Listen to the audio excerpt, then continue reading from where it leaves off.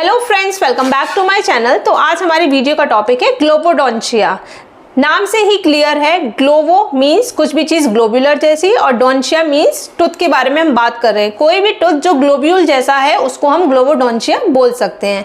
इसके other names हैं ओटोडेंटल syndrome, ओटोडेंटल dysplasia, या फिर ये कह सकते हैं फैमिलियल ओटोडेंटो डिस्प्लेजिया। ये अदर नेम्स से आपको एग्जाम में देखने को मिल सकता है, तो परेशान नहीं होना है, ये सेम पॉइंट्स आपको उसमें नोट करने हैं। अब हम बात करते हैं इसके क्लिनिकल फीचर्स की। ये मोस्ट कॉमनली आपको अर्ली चाइल्डहुड में देखने को मिलता है। इसमें आपको प्राइमरी या परमानेंट टूथ कुछ भी आपको देखने को मिल सकता है। Most commonly canine and molars इसमें अफेक्ट होते हैं।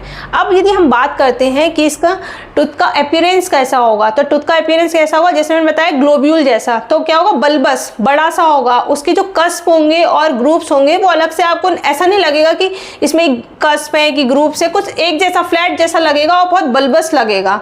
ठीक है। मोर प्रोन टू डिके, बहुत जल्दी इसमें डिके होने के चांसेस होते हैं, अच्छे से क्लीनिंग नहीं हो पाती, और माल ऑक्लूजन बहुत कॉमनली देखने को मिलेगा।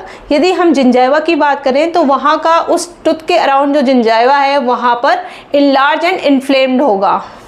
ये सबसे ज़्यादा कॉमन क्लिनिकल साइन है। यदि हम इसकी रेडियोग्राफिक फीचर्स की बात करें, यदि हम जब इसका एक्सरे लेंगे तो हमें ये देखने को मिलेगा जो टूथ है वो बहुत ही बड़ा बल्बस है, टोरोडोंटिज्म और शॉर्ट रूट होने की वजह से कई बार ऐसा भी होता है जो टूथ होता है वो मोर प्रोन टू एक्सफोलिएट। ठीक है, क्योंकि वो इतना ज़्यादा लोड ले नहीं पाया और दांत निकल गया।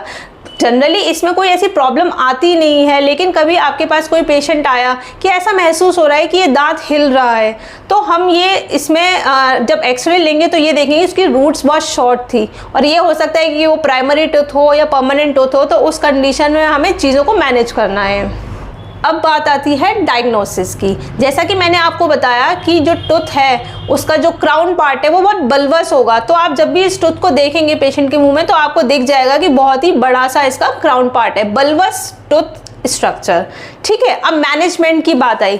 मैनेजमेंट में क्या है, यदि हमें ये पता चल गया कि भाई ये टूथ जो है वो ग्लोबोडोंशिया कंडीशन है इसकी, तो हम पेशेंट को बोलेंगे यदि कोई प्रॉब्लम नहीं है तो उसको छेड़ो मत, ऐसे ही रहने दो, बस रेगुलर फॉलोअप करते रहो। कि कभी ऐसा हो कि अचानक से दांत निकल जाए, फिर पेशेंट बोलेगा अरे आपने बताया नहीं था, तो रेगुलर फॉलोअप में रखो। और ऐसा लगता है कि ये दांत निकल गया है तो हम ये भी कर सकते हैं कि वहाँ पर इम्प्लांट कर दें और टूथ को रिप्लेस कर दें।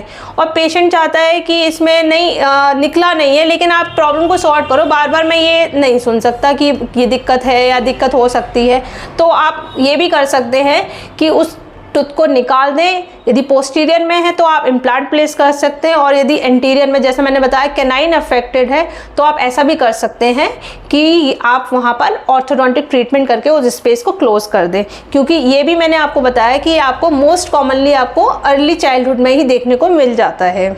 ही इंपॉर्टेंट एंड रेयर टॉपिक्स के लिए मेरे चैनल पर बने रहिए। Thank you for watching my video. Don't forget to like, subscribe and share. Bye bye, take care.